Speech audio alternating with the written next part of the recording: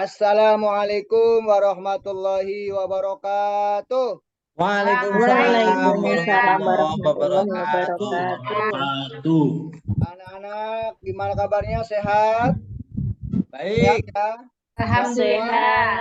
Alhamdulillah. Sudah pada sarapan belum nih? Belum. Oh, belum. Sudah. Dikasih apa, Pak?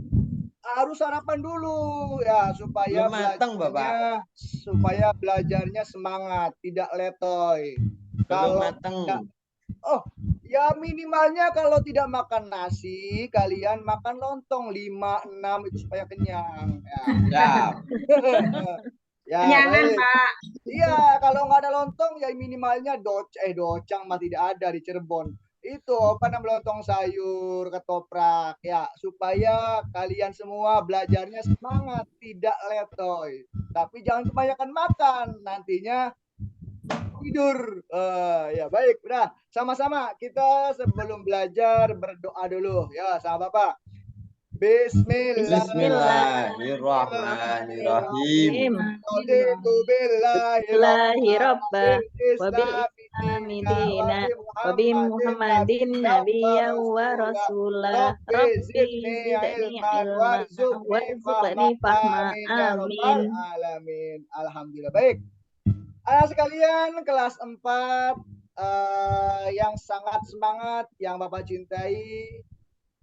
Baik, sebelumnya Bapak mau ngabsen dulu nih. Mau ngabsen hari ini kira-kira semuanya berangkat semua atau ada yang sakit atau yang ada yang izin atau kemana? Coba. Ada Mas Ibro, ada Mas Ibro? Ada, Pak. Ada, alhamdulillah. Kemudian ada Mas Bayu, ada Mas Bayu? Hadir. Alhamdulillah ada ya. Terus ada ini Mbak Tri, ada Mbak Tri? Hadir, Pak. Hadir, alhamdulillah. Semuanya hadir semua ya. Alhamdulillah. Baik. Anak sekalian, pertemuan sebelumnya Bapak sudah menjelaskan tentang Isra Mi'raj. Nah, sekarang Bapak lanjut ke materi selanjutnya, yaitu materi hari ini tentang hijrah dan dakwah Nabi Muhammad Sallallahu Alaihi Wasallam ke Yasrib atau ke Madinah sekarang. Anak-anak tahu Madinah? Belum. Tahu belum? Belum tahu. Belum pernah ke sana, Pak. Belum Nggak pernah tahu. ke sana. Nanti tanya orang tua kalian di rumah yang barangkali kemarin naik haji sebelah mananya Mekah gitu ya. Kalau dari Tasik mah jauh, dari Tasik jauh. Apalagi ya pokoknya deketnya Mekah lah ya. Ya, Babayan jauh dari Tasik ya. Jadi orang tua kalian yang pernah haji pasti tahu Mekah. Mekah, Madinah ya. Jauh, Pak. Semoga kalian semua jadi anak sukses, jadi anak yang Amin. dan Amin. bisa naik haji semua. Amin. Amin. Amin. Alhamdulillah. Baik. Hari ini tadi Bapak sudah sampaikan bahwasanya materinya hijrah dan dakwah Nabi Muhammad Sallallahu Alaihi Wasallam ke Madinah. Coba Bapak sudah bikin tulisan nih. Tulisannya bisa dibuka enggak ya? Mana? Nah, coba lihat dulu. Coba lihat mana. Nah, ini sudah dibuka, bisa dibuka. Hijrah dan dakwah Nabi Muhammad Sallallahu Alaihi Wasallam ke Yasrib. Ini. Coba anak-anak sekalian. Ada yang tahu apa itu arti hijrah? Ayo, yang tahu silakan jawab. Pindah, Pak. Pindah. Pindah. Ya, pindah ya, betul. Apalagi? Jalan-jalan. Jalan-jalan. Iya, jalan-jalan. Apalagi? Ayo, satu lagi yang tahu apa? Hijrah. Ya. Pokoknya hijrah itu adalah perpindahan atau pindah dari satu tempat ke tempat yang lain yang lebih baik. Hijrah namanya. Pak Bayu, Mas Bayu. Siap. Kira-kira menurut Mas Bayu nih, tahu nggak Cristiano Ronaldo? Tahu nggak? Tahu ya? Tahu. Lah. status sepak bola. Kira-kira Ronaldo itu pindah ke klub mana tuh yang Arab tuh? Namanya klub Nasr. Itu kira-kira nama hijrah bukan? Yang Bukan tadi, itu. Bukan. Bukan. Bukan. Yang Bukan. tadi klub Portugal pindah ke klub Nasr FC Bukan. Arab. Apa kira pindah bukan? Bukan. Hijrah Kontrak bukan? itu. Oh iya bukan ya. Ya, pokoknya yang nama hijrah itu pindahlah anak-anak ya. Itu. Ya. Baik. Hari ini yang Bapak akan bahas adalah pembahasannya yang pertama kondisi Madinah sebelum Nabi Muhammad Shallallahu Alaihi Wasallam hijrah. Kemudian yang kedua sebab-sebab Nabi Muhammad Shallallahu Alaihi Wasallam hijrah ke Madinah. Kemudian yang ketiga, reaksi atau tanggapan kafir Quraisy tentang dakwah Nabi Muhammad Shallallahu Alaihi Wasallam. Dan yang keempat, Nabi Muhammad Shallallahu Alaihi Wasallam membina masyarakat Madinah. Itu 4 poin yang nanti akan Bapak bahas. Ya, cuma nanti untuk hari ini mungkin Bapak membahasnya dua dulu yang supaya kalian semuanya memahami. Baik. Yang pertama, coba lihat. Yang pertama yaitu kondisi Madinah sebelum Nabi Muhammad hijrah. Nah, ini kondisi Madinah nih. Dulu namanya Yasrib. Sebelum Nabi Muhammad hijrah namanya Yasrib. Nah, itu masyarakatnya kira-kira yang pertama itu gemar berperang. Perang itu jadi hobi. Perang bukan hanya antar negara, tapi perang antar desa. Kalau sekarang tawuran mungkin ya.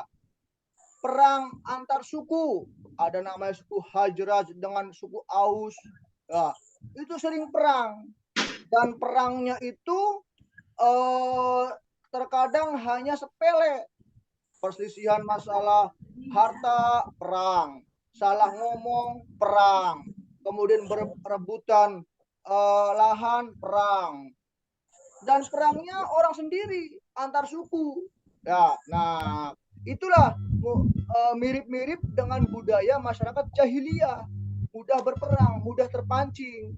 Kalau kalian anak-anak kelas 4, kalau mudah terpancing emosi, mudah kalian mudah untuk ngejek teman lalu kalian ngebales, lalu kalian gulet, itu namanya sama kayak masyarakat zaman dulu. Ya, ada yang di kelas kalian kalau misalkan diejek orang tuanya nggak terima terus mukul, ada nggak nih?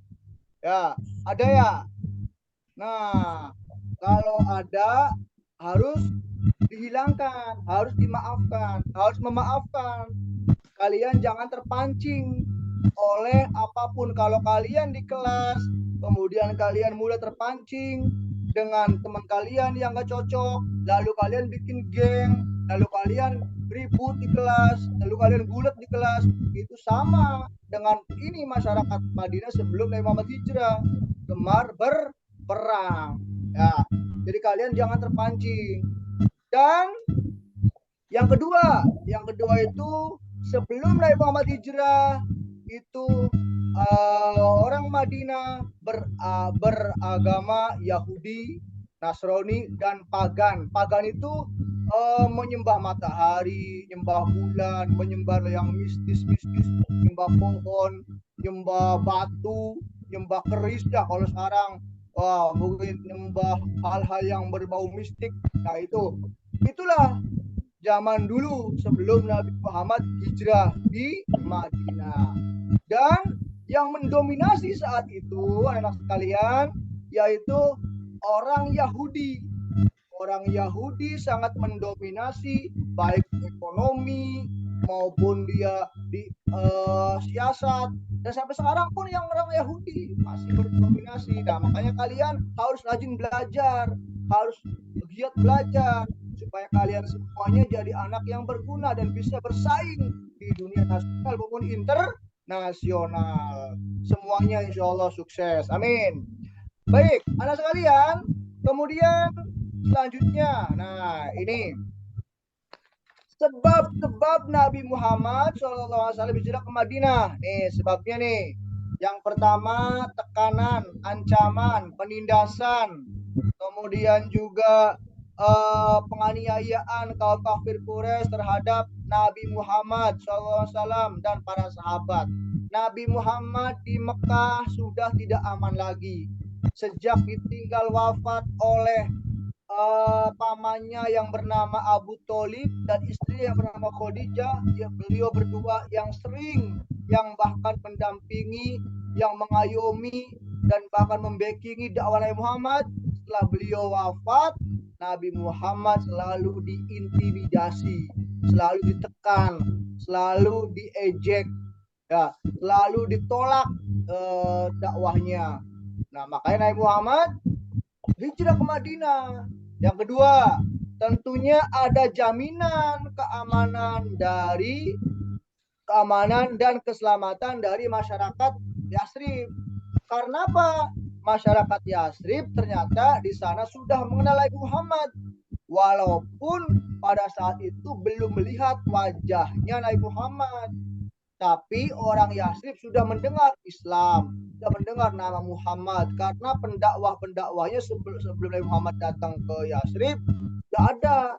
Jadi ada namanya waktu kemarin waktu pertemuan yang lalu Bapak menjelaskan ada namanya Baitul Aqobah, itu perjanjian atau sumpah setia. Nah, itu jaminan membela Islam, membela masyarakat, membela Nabi Muhammad. Nah, yang ketiga, kemudian ini yang ketiga nih, kedatangan Nabi Muhammad SAW yang dinanti-nantikan oleh penduduk Yasrib. Nah, itu ternyata orang Yasrib, orang Madinah sudah mengenal Nabi Muhammad, sudah mengenal ajarannya, sehingga seperti apa Nabi Muhammad tuh, seberapa Muhammad tuh dinanti-nantikan tuh, kepengen tahu seperti Nabi Muhammad, kepengen tahu siapa sih Rasulullah itu. Nah, oleh karena itu Nabi Muhammad SAW dengan perintah Allah dan Nabi Muhammad pun diperintahkan berdakwah dan berhijrah ke Madinah. Itu. Jadi itulah alasannya. Bukan berarti Nabi Muhammad hijrah ke Madinah itu melarikan diri ataupun bahasanya pengecut, nggak berani, tidak. Tapi semata-mata namanya strategi dakwah Nabi Muhammad SAW supaya Islam tersebar. Ya, itu. Ini kira-kira dua poin dulu nih. Tadi yang pertama, poin pertama tadi kondisi masyarakat Madinah, kemudian sebab-sebab hijrah Nabi Muhammad, dan juga nanti yang ketiganya sebelumnya Bapak akan memberikan kalian nanti di rumah kalian punya buku cetak kan? Udah dibagi buku cetaknya? Nah, nanti kalian di rumah buku cetaknya dibuka dan kalian dibaca lagi, ya, dibaca ulang. Dan nanti yang poin ketiga yaitu tentang reaksi tanggapan kafir Quraisy tentang dakwah Nabi Muhammad, dan yang keempat Nabi Muhammad SAW membina masyarakat Madinah bagaimana, nanti Bapak tanyakan minggu depan, ya, pertemuan yang akan datang. Kalian tolong di rumah dibaca buku cetaknya. Sudah dibagikan semua kan? Ya, semua ya, dibagikan ya. Dibagikan, Bapak sengaja kalian supaya baca. Nanti di stabilo, karena nanti kalau kalian sudah membaca semua, minggu depan juga akan Bapak bikin kelompok nantinya, ya, bikin kelompok dan kalian masing-masing mendapatkan tugas. Paham ya anak-anak ya?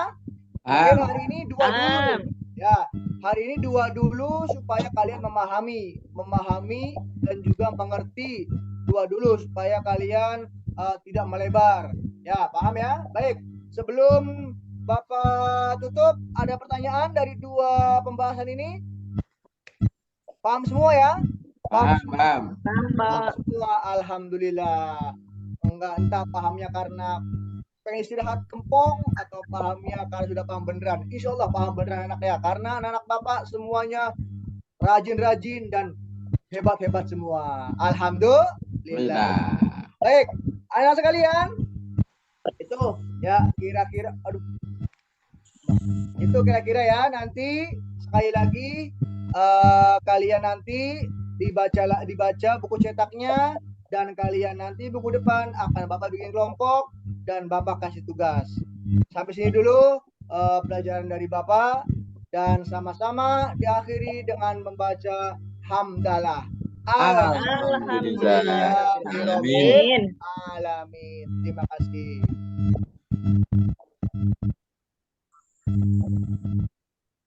Baik, tepuk tangan untuk Pak Nurdin ya. Berikutnya, silakan Mas Anang. Baik, Pak Komarudin. Ya, tetap semangat ya, Pak. Konstruksi di mungkin modul aja dan sebagainya ulang lebih lengkap lebih itu satu ya. Kedua, dalam pembelajaran hijrah Nabi Muhammad barangkali itu bagus tuh direkonstruksi ke anak-anak dalam wilayah hijrah yang sifatnya ma'nawiyah, hijrah yang sifat semata-mata makaniyah, sehingga bisa saja untuk lebih asiknya pembelajaran kepada siswa, ya, siswa saling sharing hobinya aja, kemudian dianalisa positif negatifnya ya, sehingga akan sangat kontekstual pembelajaran. Terus kemudian kalau pertanyaannya, nah, nanti gimana tuh asesmennya gitu. Padahal ada ujian semester dan sebagainya. Kurikulum DK itu kan ada fleksibilitas dalam hal asesmen. Jadi yang kita lakukan itu yang di asesmen. Tidak semata-mata berbasis data sejarah yang menjadi beban hafalan bagi anak-anak saja. Itu saja mungkin karena dari awal beberapa poin disampaikan dan hampir sama. Insyaallah untuk kita bersama gitu ya. Jadi lebih ke ujung mungkin saya menyampaikan lebih pendek, tinggal menambahkan dari awal. Terima kasih. Ya, Monggo Pak. Pak Bukun. Baik, terima kasih. Ya, untuk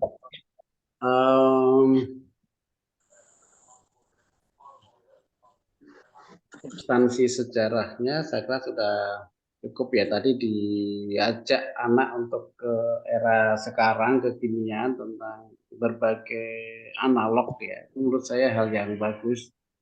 Itu ya pola-pola yang disampaikan Pak Komarudin saya itu sudah mengarah ke rekonstruksi ya. Jadi anak selalu diajak untuk berpikir kalau itu terjadi sekarang itu seperti apa. Kalau nilai-nilai itu misalnya tidak diterapkan, kira-kira seperti apa. Nah itu yang saya kira perlu banyak di blow up, perlu banyak dikembangkan lagi. Nah itu nanti akan muncul dalam berbagai aktivitas ya, kita sebut project gitu ya. Itu lebih mudah. Tapi kalau substansi SKI yang rekonstruktif kurang ditangkap, maka agak sulit membayangkan project dalam SKI dilakukan.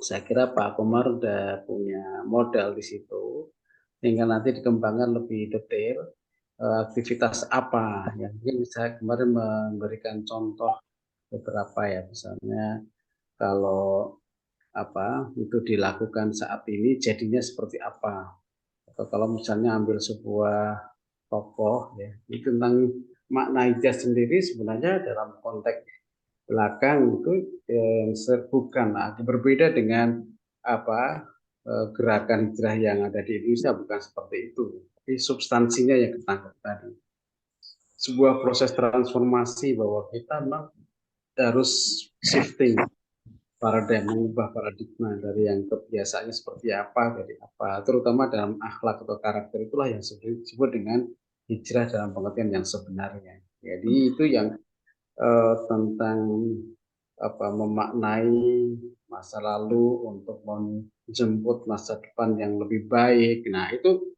saya kira berorientasi masa depan itu adalah bagian dari makna hijrah sendiri, sehingga orang tidak bisa dihakimi hanya dengan apa yang sudah terjadi di masa lalu. Tetapi di setiap orang diajak untuk punya mimpi bahwa masa lalu sudah tidak bisa kita ubah, tetapi masa depan itu harus diciptakan. Nah, menciptakan masa depan itu bagian dari mentransformasi diri. Anak-anak muda akan sangat senang dengan seperti itu, ya. Karena apa? Karena biar tidak masuk dalam kategori kelompok rebahan atau orang-orang yang sulit move on, ya itu saya kira hijrah itu dalam pengertian itu. Sehingga nilai itu yang akan bisa mendorong seseorang untuk menjemput sebuah perubahan atau menjadi history maker, menjadi pencetak sejarah. Nah, itu yang saya kira lebih banyak dikembangkan. Saya kira ini tinggal nanti pertajam lagi, proyek-proyeknya lebih dimunculkan ya, sehingga nanti akan Ya, Pak. baik. Terima kasih. Ya.